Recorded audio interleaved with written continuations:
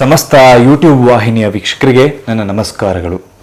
ಇಂದಿನ ಈ ವಿಶೇಷವಾದಂತಹ ಸಂಚಿಕೆಯಲ್ಲಿ ಯಾವ ರೀತಿಯಾಗಿ ಸುಲಭ ವಿಧಾನದಲ್ಲಿ ಕಡಿಮೆ ಖರ್ಚಿನಲ್ಲಿ ನೀವು ಇಷ್ಟಪಟ್ಟಂತಹ ಸ್ತ್ರೀ ಅಥವಾ ಪುರುಷನನ್ನು ಸುಲಭ ವಿಧಾನದಲ್ಲಿ ವಶೀಕರಣ ಹೇಗೆ ಮಾಡ್ಬೋದು ಅಂತ ನಾನು ನಿಮಗೆ ತಿಳಿಸಿಕೊಡ್ತಾ ಇದ್ದೇನೆ ವೀಕ್ಷಕರೇ. ನೀವು ಇನ್ನೂ ನಮ್ಮ ಚಾನಲ್ಗೆ ಸಬ್ಸ್ಕ್ರೈಬ್ ಮಾಡಿಲ್ಲ ಅಂದರೆ ಈ ಕೂಡಲೇ ಸಬ್ಸ್ಕ್ರೈಬ್ ಮಾಡಿಕೊಳ್ಳಿ. ಪಕ್ಕದಲ್ಲೇ ಬೆಲ್ ಐಕಾನ್ ಕೂಡ ಇದೆ, ಆಲ್ ನೋಟಿಫಿಕೇಷನ್ ಆನ್ ಮಾಡಿಕೊಳ್ಳಿ. ಇದರಿಂದ ನಾವು ಮಾಡುವಂಥ ವಿಡಿಯೋವನ್ನು ಮೊದಲು ನೀವೇ ನೋಡ್ಬೋದು. ಹಾಗೆ ನಿಮ್ಮ ಜೀವನದಲ್ಲಿ ಯಾವುದೇ ರೀತಿಯಾದಂತಹ ಕಠಿಣ ಸಮಸ್ಯೆಗಳು ನಿಮ್ಮನ್ನು ಕಾಡ್ತಾ ಇದ್ದರೆ ಸ್ಕ್ರೀನ್ ಮೇಲೆ ನಮ್ಮ ನಂಬರ್ ಬರ್ತಾ ಇದೆ, ನಮಗೆ ಕರೆ ಮಾಡಿ. ಶೀಘ್ರದಲ್ಲೇ ಶತಸಿದ್ಧ ಶಾಶ್ವತ ಪರಿಹಾರ ಮಾಡಿಕೊಡ್ತೇವೆ ವೀಕ್ಷಕರೇ. ಹಾಗೆ ಈ ಒಂದು ವಶೀಕರಣವನ್ನು ಯಾವುದೇ ಕೆಟ್ಟ ಕೆಲಸಗಳಿಗೆ ಉಪಯೋಗಿಸೋದಕ್ಕೆ ಹೋಗಬೇಡಿ, ಕೇವಲ ಒಳ್ಳೆ ಕೆಲಸಗಳಿಗೆ ಮಾತ್ರ ಉಪಯೋಗಿಸಿ. ಹಾಗೆ ವೀಕ್ಷಕರೇ, ನಿಮಗೆ ವಶೀಕರಣ ಮಾಡೋದಕ್ಕೆ ಗೊತ್ತಾಗಲಿಲ್ಲ ಅಂತ ಹೇಳಾಯಿತು ಅಂದರೆ ನಮಗೆ ಕರೆ ಮಾಡಿ. ಯಾವ ರೀತಿ ವಶೀಕರಣ ಮಾಡೋದು, ಯಾವ ರೀತಿಯಲ್ಲಿ ನೀವು ಇಷ್ಟಪಟ್ಟಂಥವರನ್ನು ವಶೀಕರಣ ಮಾಡೋದು ಅಂತ ನಾನು ನಿಮಗೆ ಸುಲಭ ವಿಧಾನದಲ್ಲಿ ತಿಳಿಸ್ಕೊಡ್ತೇನೆ. ಹಾಗಾದರೆ ಬನ್ನಿ ಇಂದಿನ ವಿಡಿಯೋವನ್ನು ಪ್ರಾರಂಭಿಸೋಣ. ವೀಕ್ಷಕರೇ, ಇದೊಂದು ವಿಶೇಷವಾದಂತಹ ತಾಯ್ತ. ಈ ತಾಯ್ತವನ್ನು ಮಾಡೋದ್ರಿಂದ ನೀವು ಇಷ್ಟಪಟ್ಟಂತಹ ಸ್ತ್ರೀ ಅಥವಾ ಪುರುಷ ನಿಮ್ಮ ವಶದಲ್ಲಿರ್ತಾರೆ, ನಿಮಗೆ ವಶೀಕರಣ ಆಗ್ತಾರೆ. ಈ ಒಂದು ತಾಯ್ತವನ್ನು ತಯಾರಿಸೋದಕ್ಕೆ ನಮಗೆ ಏನೇನು ಬೇಕಾಗುತ್ತೆ ಅಂತ ನೋಡೋದಾದರೆ, ಈ ಒಂದು ತಾಯ್ತವನ್ನು ನೋಡ್ಬೋದು. ಖಾಲಿ ತಾಯ್ತ ಏನಿದೆ, ಒಂದು ತಾಯ್ತ ತಗೋಬೇಕಾಗ್ತದೆ. ಅದೇ ರೀತಿಯಲ್ಲಿ ಒಂದು ದಾರವನ್ನು ತಗೋಬೇಕಾಗ್ತದೆ ವೀಕ್ಷಕರೇ. ಇಲ್ಲಿ ನೀವು ನೋಡ್ಬೋದು, ಕಪ್ಪು ದಾರವನ್ನು ತಗೋಬೇಕಾಗ್ತದೆ. ಇದನ್ನು ಕತ್ತಿಗೆ ಕಟ್ಕೋಬೇಕಾಗ್ತದೆ. ಈ ಒಂದು ವಶೀಕರಣ ಏನಿದೆ ಅದನ್ನು ಬರೆದುಕೊಂಡು ಕತ್ತಿಗೆ ಕಟ್ಕೋಬೇಕಾಗ್ತದೆ. 11 ದಿನಗಳವರೆಗೆ, ಕೇವಲ 11 ದಿನಗಳವರೆಗೆ ಇದನ್ನು ಕಟ್ಕೋಬೇಕಾಗ್ತದೆ. ಆ ನಂತರದಲ್ಲಿ ಒಂದು ತಗಡು, ಇಲ್ಲಿ ನೋಡಿ ಯಾವ ರೀತಿಯಲ್ಲಿ ನಾನು ತಗಡು ತೊಗೊಂಡಿದ್ದೀನಿ ಅಂತ. ಈ ಒಂದು ತಗಡಿನಲ್ಲಿ ನೀವು ವಶೀಕರಣ ಮಂತ್ರವನ್ನು ಹಾಗೂ ನೀವು ಯಾರನ್ನು ವಶೀಕರಣ ಮಾಡ್ಕೋಬೇಕು ಅಂತ ಇರ್ತೀರಲ್ಲ ಅವರ ಮನಸ್ಸನ್ನು, ಅವರನ್ನು ವಶೀಕರಣ ಹೇಗೆ ಮಾಡೋದು, ಯಾವ ಮಂತ್ರವನ್ನು ಬರೀಬೇಕು ಅಂತ ನಾನು ನಿಮಗೆ ತಿಳಿಸ್ಕೊಡ್ತೇನೆ. ಇದರಲ್ಲಿ ಬರಬೇಕಾದಂಥ ಮಂತ್ರವನ್ನು ನಾನೊಂದು ಬಿಳಿ ಹಾಳೆಯಲ್ಲಿ ನಿಮಗೆ ಬರೆದು ತೋರಿಸ್ತೇನೆ. ಆ ರೀತಿಯಿಂದ ನೀವು ಬರೆಯೋದ್ರಿಂದ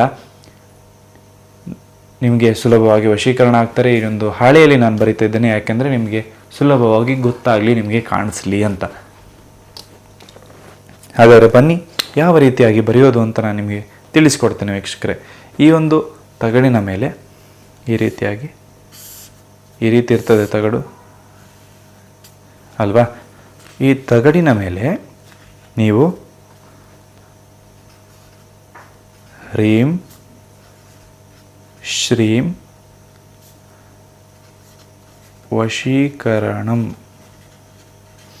ಮೊದಲನೇ ಸಾಲಿನಲ್ಲಿ ಹ್ರೀಂ ಶ್ರೀಂ ವಶೀಕರಣಂ. ನೀವು ಯಾರನ್ನು ವಶೀಕರಣ ಮಾಡ್ಕೋಬೇಕು ಅಂತ ಇರ್ತೀರಲ್ಲ ಅವರ ಹೆಸರು.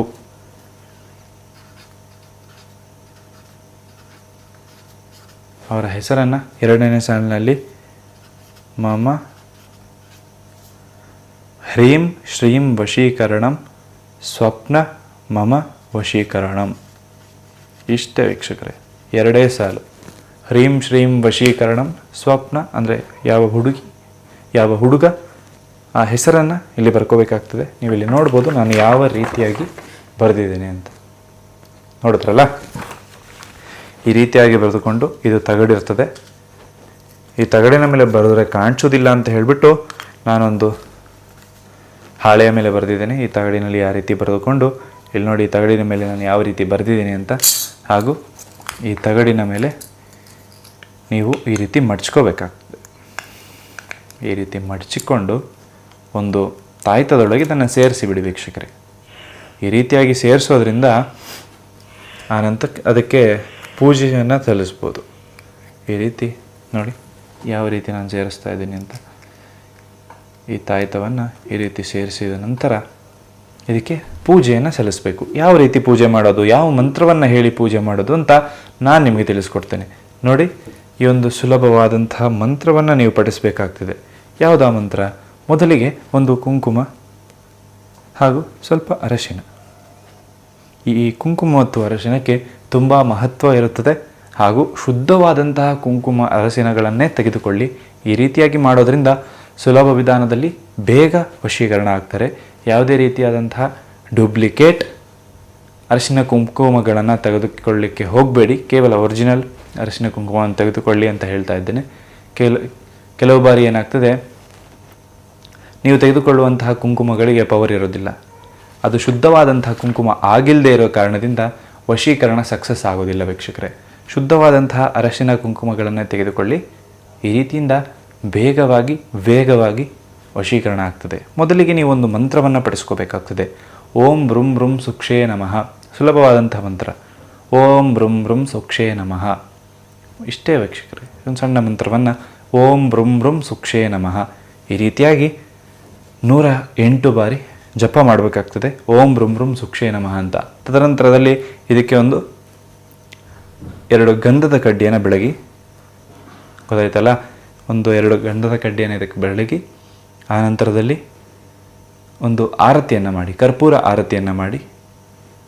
ಹಾಗೆ ಮಾಡೋದರ ನಂತರ ಈ ಒಂದು ಕಪ್ಪು ದಾರದೊಳಗೆ ಅದನ್ನು ಸೇರಿಸ್ಕೊಂಡು ನಿಮ್ಮ ಕತ್ತಿಗೆ ಕಟ್ಕೊಂಬಿಡಿ. ಈ ಕಪ್ಪು ದಾರದಲ್ಲಿ ಅದನ್ನು ಸೇರಿಸ್ಕೊಂಡು ನಿಮ್ಮ ಕತ್ತಿಗೆ ಕಟ್ಕೊಂಬಿಡಿ. ಈ ರೀತಿಯಾಗಿ ಸುಲಭದಲ್ಲಿ ನೀವು ಇಷ್ಟಪಟ್ಟಂಥ ಸ್ತ್ರೀ ಅಥವಾ ಪುರುಷ ನಿಮ್ಮ ವಶದಲ್ಲಿರ್ತಾರೆ, ನಿಮಗೆ ವಶೀಕರಣ ಆಗ್ತಾರೆ. ಈ ಒಂದು ವಶೀಕರಣ ಮಾಡೋದಕ್ಕೆ ಹೆಚ್ಚು ಖರ್ಚಾಗಲಿಲ್ಲ.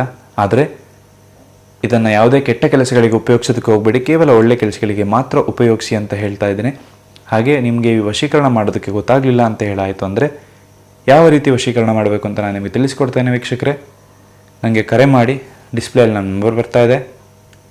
ನನ್ನ ನಂಬರ್ ಬರ್ತಾ ಇದೆ, ಕರೆ ಮಾಡಿ. ಯಾವ ರೀತಿ ವಶೀಕರಣ ಮಾಡೋದು ಅಂತ ನಾನು ತಿಳಿಸ್ಕೊಡ್ತೇನೆ. ಹಾಗೆ ನಿಮ್ಮ ಜೀವನದಲ್ಲಿ ಯಾವುದೇ ರೀತಿಯಾದಂಥ ಕಠಿಣ ಸಮಸ್ಯೆ ಇರ್ಬೋದು, ಅತ್ತೆ ಸೊಸೆ ಜಗಳ ಆಗಿರ್ಬೋದು, ಅಥವಾ ಉದ್ಯೋಗ ಸಮಸ್ಯೆ ಆಗಿರ್ಬೋದು, ಸಾಲ ಬಾಧೆ ಆಗಿರ್ಬೋದು, ನನಗೆ ಕರೆ ಮಾಡಿ. ಶೀಘ್ರದಲ್ಲೇ ಶತಸಿದ್ಧ ಶಾಶ್ವತ ಪರಿಹಾರ ಮಾಡಿಕೊಡ್ತೇನೆ.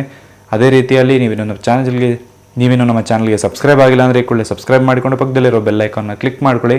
ವೀಕ್ಷಕರೇ, ನಿಮಗೊಂದು ಡೌಟ್ ಕಾಡ್ತಾ ಇರ್ಬೋದು, 11 ದಿನ ಆದಮೇಲೆ ಇದನ್ನು ಏನು ಮಾಡಬೇಕು ಅಂತ. 11 ದಿನ ಆದಮೇಲೆ ಇದನ್ನೊಂದು ಮರಕ್ಕೆ ಕಟ್ಟಿ. ಯಾವ ಮರಕ್ಕೆ ಕಟ್ಟಬೇಕು ಅಂತ ಕೇಳೋದಾದರೆ ಒಂದು ಬಾಳೆ ಗಿಡಕ್ಕೆ ಕಟ್ಟಿಬಿಡಿ ವೀಕ್ಷಕರೇ. ಈ ಒಂದು ಬಾಳೆ ಗಿಡಕ್ಕೆ ಕಟ್ಟೋದ್ರಿಂದ ಆ ನಂತರದಲ್ಲಿ ಯಾರು ಬೇಕಾದರೂ ಈ ವಶೀಕರಣ ಮಾಡಬೇಕು ಅಂತ ಅಂದ್ಕೊಂಡಿರ್ತಾರಲ್ಲ, ಆ ಪವರ್ ಅಲ್ಲಿಗೆ ಇಳಿದು ಹೋಗ್ತದೆ. ಒಂದು ಬಾಳೆಯ ಮುಖಾಂತರ ಆ ಪವರ್ ಅಲ್ಲಿಗೆ ಕಮ್ಮಿ ಆಗ್ತದೆ. ಇದನ್ನು ಒಂದು ಬಾಳೆಗೆ ಕಟ್ಟಿ 11 ದಿನಗಳಾದ ನಂತರ, ಆ ನಂತರದಲ್ಲಿ ಅವರನ್ನು ಮತ್ತೆ ವಶೀಕರಣ ಮಾಡೋದಕ್ಕೆ ಯಾರಿಗಿಂದ ಸಾಧ್ಯ ಆಗೋದಿಲ್ಲ. ಅವರು ಜೀವನ ಪೂರ್ತಿ ನಿಮ್ಮ ಜೊತೆ ಇರ್ತಾರೆ. ಗೊತ್ತಾಯ್ತಲ್ಲ. ನಮ್ಮ ಚಾನಲ್ಗಿನ್ನ ಸಬ್ಸ್ಕ್ರೈಬ್ ಆಗಿಲ್ಲ ಅಂದರೆ ಸಬ್ಸ್ಕ್ರೈಬ್ ಮಾಡಿಕೊಂಡು ಪಕ್ಕದಲ್ಲಿರೋ ಬೆಲ್ ಐಕಾನ್ ಕೂಡ ಕ್ಲಿಕ್ ಮಾಡ್ಕೊಳ್ಳಿ. ಇದರಿಂದ ನಾವು ಮಾಡುವಂಥ ವೀಡಿಯೋವನ್ನು ಮೊದಲು ನೀವು ನೋಡ್ಬೋದು. ಈ ವಿಡಿಯೋ ನಿಮ್ಗೆ ಇಷ್ಟ ಆಗಿದ್ದಲ್ಲಿ ಹೆಚ್ಚು ಶೇರ್ ಮಾಡಿ ಅಂತ ಹೇಳ್ತಾ ಈ ವಿಡಿಯೋವನ್ನು ಮುಗಿಸ್ತಾ ಇದ್ದೇನೆ. ನಮಸ್ಕಾರ.